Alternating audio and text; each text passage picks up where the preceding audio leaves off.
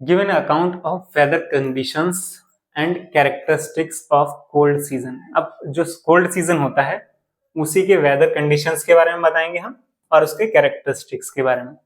तो अब इसके बारे में तो आपको खुद भी बहुत सारी चीजें पता है कि जो कोल्ड सीजन होता है वो सर्दी वाला रहता है, टेम्परेचर जो होगा इसमें कम होगा और जो माउंटेन वाले एरियाज हैं वहां पर बर्फ भी पड़ेगी, ठीक है। और जो कोस्टल एरियाज होंगे वहां पर जो टेम्परेचर है वो इतना डाउन नहीं होता। तो यही सब चीजें हम जो है इसके आंसर में पढ़ेंगे। तो एवरेज टेम्परेचर क्या रहता है? एवरेज टेम्परेचर जो है यहाँ पर 10 to 15 degree Celsius northern plains में होता है और साउथ में जो है 24 to 25। क्यों हो रहा है ये आपको बता चुका हूं मैं, क्योंकि यहाँ पर जो है ये जो एरिया है इसके दोनों तरफ जो है सी है, तो सी की वजह से जो है टेम्परेचर वेरिएशन ज्यादा नहीं आती।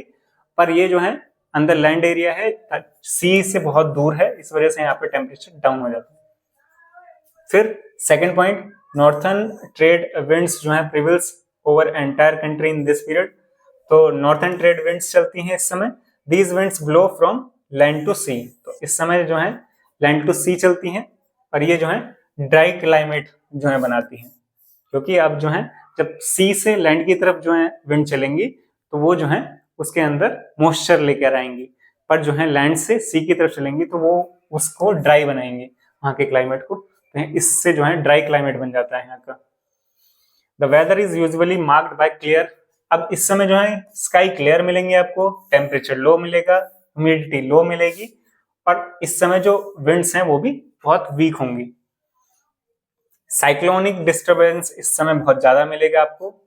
वेस्ट और north west is a characteristic feature of cold weather. तो फ्रॉम द वेस्ट में और नॉर्थ वेस्ट में आपको साइक्लोनिक डिस्टर्बेंस देखने को मिलेगी। और low pressure, these low pressure systems originate over the Mediterranean C.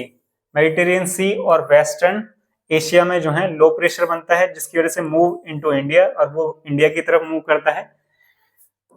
They cause winter rains, और इसकी वजह से कैसे? विंटर रेन्स यानी सर्दियों में भी जो बारिश होती है वो इसी की वजह से होती है। और जो आपके माउंटेन्स होंगे वहां पे स्नोफॉल भी देखने को मिलेगा आपको। 6 पॉइंट है, winter rainfall is a small amount, but जो विंटर होती है, विंटर में रेनफॉल जो होता है बहुत स्मॉल अमाउंट में होता है, पर ये बहुत इंपॉर्टेंट होता है। क्यों? क्योंकि इस समय रबी क्रॉप्स जो है उगाई जाते हैं। रबी क्रॉप्स में कौन सा? जैसे इस समय सबसे ज्यादा जो है वीट उगाया जाता है, जिसके लिए जो है बारिश जो है चाहिए होती है और वो जो है विंटर रेनफॉल से मिलती है। ये बहुत कम मात्रा में होती है पर जो है इस क्रॉप के लिए बहुत अच्छी होती है, जो कि जो है हार्वेस्ट की जाती है मार्च अप्रैल में। अभी इस सीजन में ही जो है अब हार्वेस्टिंग शुरू होगी रबी क्रॉप्स की।